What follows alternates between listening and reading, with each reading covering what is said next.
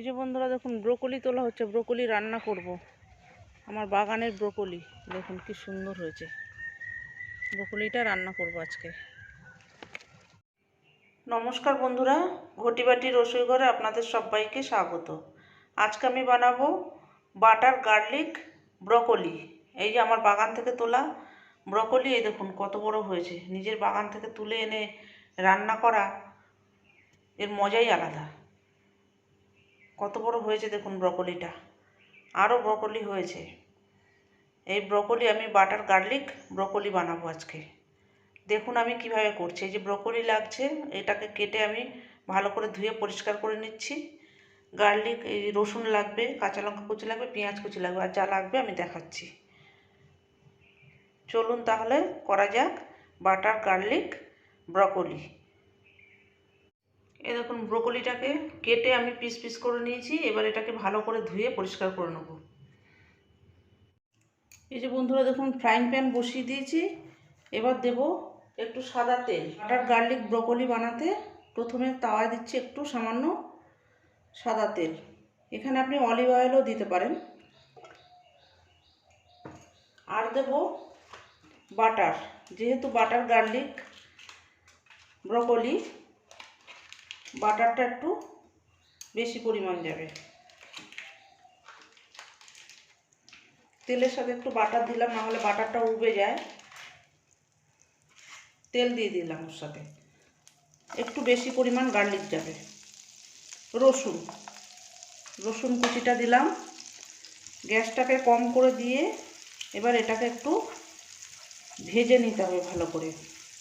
বাটারের সঙ্গে গার্লিকটা দারুণ সুস্বাদু হয় এবং ফ্লেভারটাও দারুণ হয়। এবার দিয়ে দেবো কুচনো পেঁয়াজ, স্লাইস করে কুচিয়ে নেওয়া পেঁয়াজ দিলাম।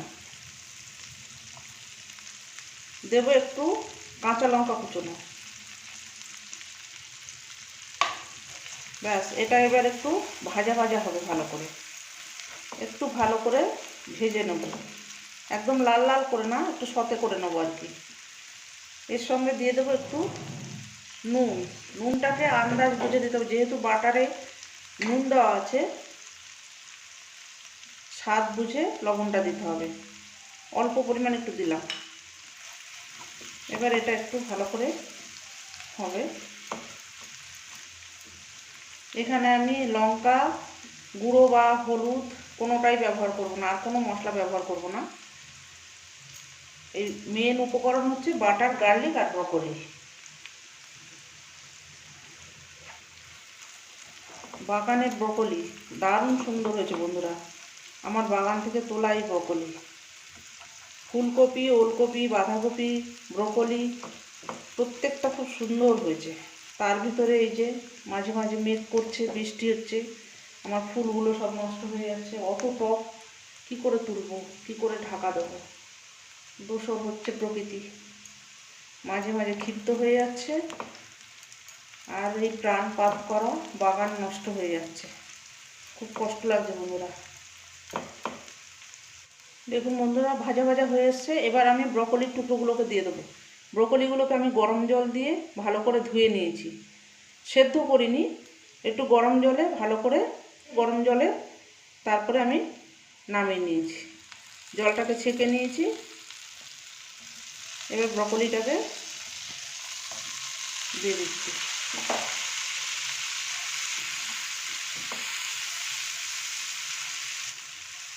এবার এটাকে একটু ঢাকা দেবো, ঢাকা দিয়ে দিয়ে করবো, যেহেতু এখানে জল বেশি পড়বে না। এই যে বন্ধুরা দেখুন ঢাকনাটা দিয়ে দিয়েছি, এবার ঢাকনাটা একটু খুলছি,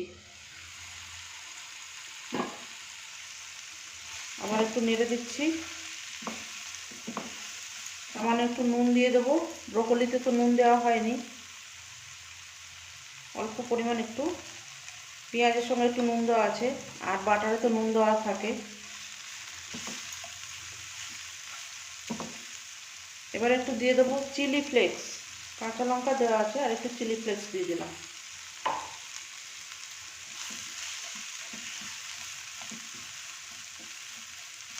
গ্যাসটাকে লো ফ্লেমে দিয়ে ঢাকা দিয়ে দিয়ে করতে হবে।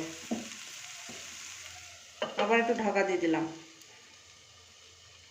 এবারে যে দেখুন কর্নফ্লাওয়ার নিয়েছি 1 চামচ, এটাকে একটু জল দিয়ে গুলিয়ে নেব। ঢাকনাটাকে খুলছি।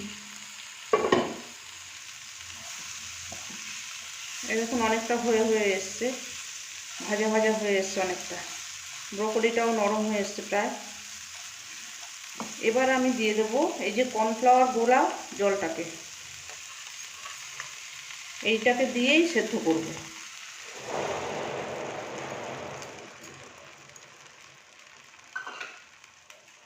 এবার এটাকে একটু ঢাকা দিয়ে দেবো, একটু নাড়িয়ে নেব, নাড়িয়ে নিয়ে আবার একটু ঢাকা দিয়ে হতে দেবো। অসাধারণ খেতে হয় বন্ধুরা এই বাটার গার্লিক ব্রকলি। ঢাকনাটাকে খুলছি, সামান্য একটুখানি চিনি দিয়ে দিচ্ছি স্বাদটাকে একটু ব্যালেন্স করার জন্য। অল্প 2-4টে দানা দিতেও পারেন, আপনারা নাও দিতে পারেন। আবার একটু ঢাকা দেবো। এই যে দেখুন বন্ধুরা, আমার রেডি হয়ে গেছে বাটার গার্লিক ব্রকলি। কি সুন্দর সেদ্ধ হয়ে গেছে দেখুন, একদম রেডি হয়ে গেছে। এবার আমি নামিয়ে সার্ভ করে দিচ্ছি। অসাধারণ স্বাদের বাটার গার্লিক ব্রকলি।